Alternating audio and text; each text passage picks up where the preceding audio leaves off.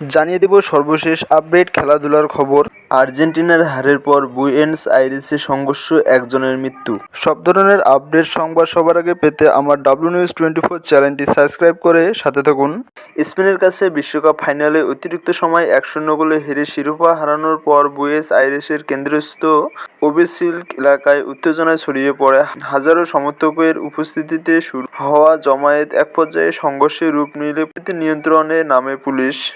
স্থানীয় ও আন্তর্জাতিক সংবাদ মাধ্যমের তথ্য অনুযায়ী রাত বাড়ার সঙ্গে সঙ্গে একদল উচ্ছৃঙ্খল সমর্থক নিরাপত্তা বেষ্টনী ভেঙে ওবেসিল্কের দিকে এগিয়ে যাওয়ার চেষ্টা করলে পুলিশের সঙ্গে সংঘর্ষ বাধে।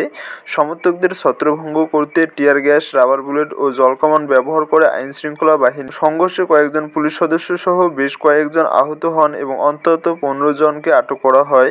এদিকে ম্যাচ চলাকালে বুয়েন্স আইরেসের 67 বছর বয়সী হৃদরোগে আক্রান্ত হয়ে মারা যান বলে নিশ্চিত করেছে স্থানীয় জরুরি চিকিৎসা সেবা সংস্থা SAMI। চিকিৎসা কর্মীরা ঘটনাস্থলে তাকে বাঁচানোর চেষ্টা করলেও সফল হয়নি। সংঘর্ষের পর ওবেসিল্ক ও 9 দে হুলিও এভিনিউ এলাকা জুড়ে ভাঙা কাঁচ, বোতল ও বিভিন্ন আবর্জনা ছড়িয়ে পড়ে। কয়েক মিনিটের অভিযানের পর পরিস্থিতি নিয়ন্ত্রণে আসে এবং পুলিশ ধীরে ধীরে এলাকাটি খালি করে দেন।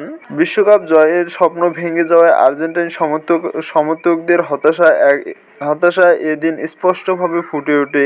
তবে অধিকাংশ সমর্থক শান্তিপূর্ণভাবেই দলকে সমর্থন জানিয়ে বাড়ি ফিরলেও একটি ছোট অংশ সহিংস আচরণ শেষ পর্যন্ত উৎসবের পরিবেশকে ম্লান করে দেয়।